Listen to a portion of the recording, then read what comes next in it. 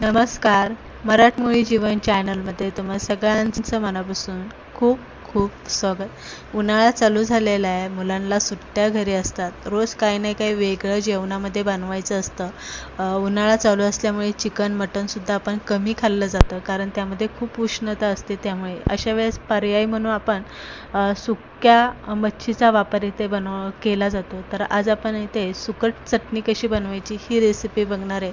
तर चला कोणताही वेळ न घेता पटकन रेसिपीकडे वळूया.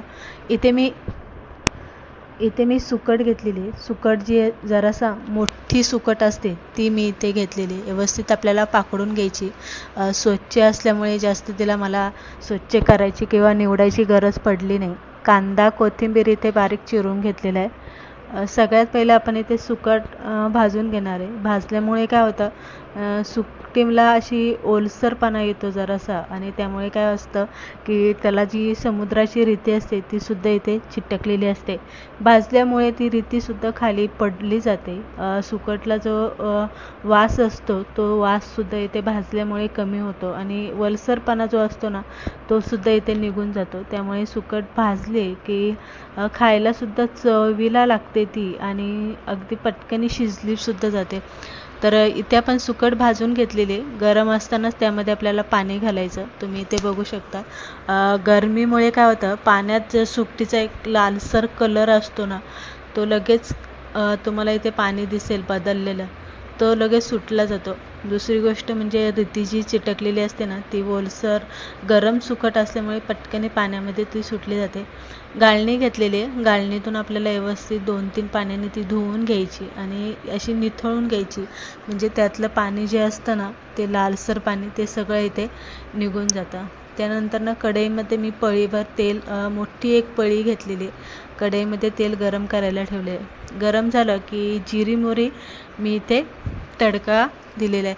आता नॉनव्हेज म्हटलं ना तर कधी कधी आपण जिरी मोहरीचा तडका देत नाही, पण मी इथे देऊन घेतलेला आहे. 2 बारीक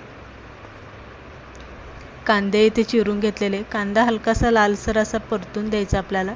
जरासा जास्तही लाल करायचा नाही आणि कच्चासुद्धा ठेवायचा नाही. तर या पद्धतीने आपला कांदा जो आहे तो व्यवस्थित परतला गेलेला आहे. त्यानंतर आपल्याला यामध्ये मसाले घालून घ्यायचे. तर सुकटची आपण चटणी बनवताना फारसे आपल्याला कोणते वाटलेले मसाले वगैरे काही लागत नाही. कांदा वगैरे यामध्ये घातला जात नाही. टोमॅटो यामध्ये घातला जात नाही.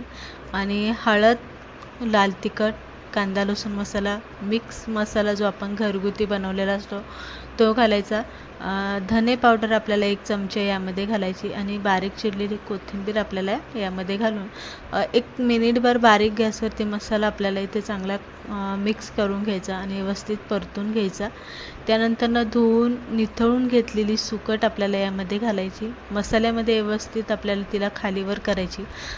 किती छान असं बघताक्षणी लगेच तोंडाला पाणी सुटेल इतकी छान अशी दिसते ती. व्यवस्थित आपण हलवून घेतली की सगळ्यात शेवटी आपल्याला यामध्ये मीठ घालायचं. इथे मिठाचं प्रमाण आपल्याला अंदाजानुसार घालायचं. मच्छी वाळल्यामुळे त्यामध्ये एक खारटपणा असतो, त्यामुळे मीठ इथे जरासं जपून घालायचं. मीठ घातलं की व्यवस्थित हलवून घ्यायचं, आणि अगदी थोडंसं पाणी आपल्याला यामध्ये घालायचं, कारण सुकट शिजण्यासाठी ना आपल्याला थोडंसं यामध्ये पाणी घालून झाकण ठेवून घ्यायचं. अगदी 5-6 मिनटात मिडियम गॅसवरती वाफेवरती व्यवस्थित सुकट शिजली जाते. जे आपण पाणी घातलेलं असतं ते सुद्धा चांगलं सुकलं जातं. तर इथे तुम्ही बघू शकताय व्यवस्थित सुकट जी आहे ती शिजली गेलेली आहे. पाणी जे आहे ते पूर्ण आटलं गेलेलं आहे. तर सगळ्यात शेवटी आपल्याला परत एकदा थोडीशी कोथिंबीर इथे घालून घ्यायची. व्यवस्थित खालीवर करून घ्यायचं. 1-2 मिनटं परत एकदा आपल्याला तिला मिडियम गॅसवरती चांगली परतून घ्यायची. सुकटीत जास्त पाणी ठेवायचं नाही, नाहीतर सुकट चटणी जी आहे ती एकदम पानचट लागते. तर अशी मोकळी फडफडीत आपल्याला तिला इथे करून घ्यायची. तर अशा पद्धतीने आज आपण इथे सुकट चटणी, झणझणीत अशी लाल सुकट चटणी इथे बनवून घेतलेली. दुसऱ्या व्हिडिओमध्ये मी तुम्हाला हिरवा ठेचा घालून सुकट चटणी कशी बनवून घ्यायची ही रेसिपी आपण लवकरच बघणार आहे.